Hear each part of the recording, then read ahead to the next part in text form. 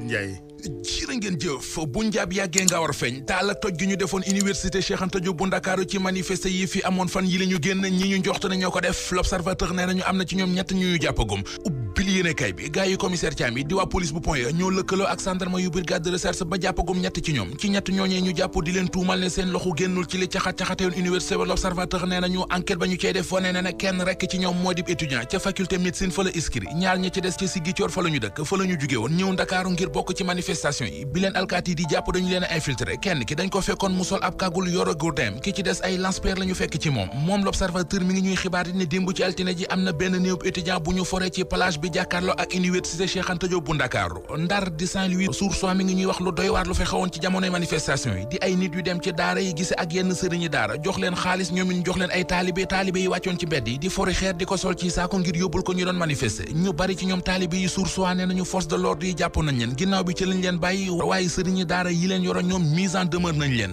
blocus gi ñu def Ousmane Sonko ca këram ga ca cité kër góor gi libération nee nañu avocat yi Ousmane Sonko yi bind nañu ab référé de liberté ba jébbal ko premier président bu cour suprême li ñu bëgg moo di ñu xiddi Ousmane Sonko dindi blocus ba ca këram téléphone portable am ak ordinateur MacBook Pro yi ñu téye ñu delloo ko bàyyi ko it muy dox itam di dem ak dikk ni mu ko neexee ñu dem ci journal Le Mandat xooli fa kàdduy leeral yu fa Doudou Ka yëkkati li ñu koy tuumal moom ministre Doudou Ka ne réerawul ak Ousmane Sonko moom ak Ousmane Sonko dañoo am ay connexion journal bi nee nañu Doudou Ka weddi na ko ba leeral li tax moom ak Ousmane Sonko mënuñoo déggoo mënuñoo juboo nee na ñeenti mbir moo ko féewale ak Ousmane Sonko bi ci njëkk moo di bokkuñu parti politique beneen bi di mooy li Ousmane Sonko bëgg a jël ab vilam di Ziguinchor bëgg ko soppi ak collectivité rurale loolee du ko nangu en tant que doomu Casamance ñaar yi ca des Doudou Ka nee na mbiri famille ak mbiri xeet xët am na ci biir coalition Yewwi Askan Wi dem gi Khalifa Ababacar Sall dem bokki ci dialogue bi Macky Sall woote Le Quotidien nee nañu kaa boobee moom la waa coalition Yewwi Askan Wi mën a gut a wanaas moo waral conférence des leaders bu coalition bi def ab communiqué démb di ca fàttale Khalifa Sall consort charte fondamentale bu coalition bi wax ne benn membre waruta dem di wutik déggoo ak régime bi fi nekk fàttali nañu ne charte boobee membre bu bokk ci coalition bi bu ko jalgatee dinañ ci def taxawaay bi war